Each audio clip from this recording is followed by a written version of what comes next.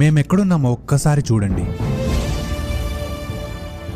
ఈ రోజు మీరు చూడబోయే టెంపుల్ గురించి చాలా తక్కువ మందికి తెలుసు. ఎందుకంటే ఇది లిటరలీ టైగర్ రిజర్వ్ ఫారెస్ట్ లో ఉంది. ఇక్కడికి చేరుకోగలిగితే అది మన అదృష్టమే. అండ్ గుర్తుపెట్టుకోండి, ఈ ఆలయం వారంలో కేవలం ఒక్క రోజు మాత్రమే ఓపెన్ ఉంటుంది, అది కూడా శనివారం. ఇదే మన నెమలిగుండ్ల రంగనాథ స్వామి ఆలయం. ఈ అడవిలో సాక్షాత్తు ఆ మహావిష్ణువు స్వయంభుగా వెలిశాడు. ఇక్కడ మీకు తిరుమలకు వచ్చిన అనుభూతి కలుగుతుంది. ఈ ఆలయానికి ఎంతో విశిష్టత ఉంది. ఇక్కడికి మనం మురికిగా లేదా మైలతో వస్తే ఇక్కడి తేనెటీగలు మనపై దాడి చేస్తాయని భక్తులు నమ్ముతారు. ఒకప్పుడు ఈ అడవిలో నెమలి ముఖం కలిగిన మయూరి మహర్షి తపస్సు చేసేవాడు. అలాగే లక్ష్మీదేవి ఇక్కడి చెంచు కుటుంబంలో రంగనాయకిగా పుట్టి విష్ణువును పెళ్లాడతానని పట్టుబట్టింది. ఈ అడవిలోని మయూరి మహర్షితో కలిసి తపస్సు చేసింది. తపస్సుకు మెచ్చిన విష్ణువు ఇక్కడ స్వయంభుగా వెలిసి తనని వివాహం చేసుకున్నాడు. అప్పటి నుంచి ఇక్కడ రంగనాయక స్వామిగా పిలువబడుతున్నాడు. మయూరి మహర్షి తన ముక్కుతో చెక్కిన ఈ గుండాన్ని నెమలి గుండంగా పిలుస్తారు. వర్షాకాలంలో ఇది ఎంతో అద్భుతంగా ఉంటుంది. సంవత్సరంలో కేవలం 3 రోజులు మాత్రమే మనకి రాత్రి ఇక్కడ ఉండే అవకాశం ఉంటుంది.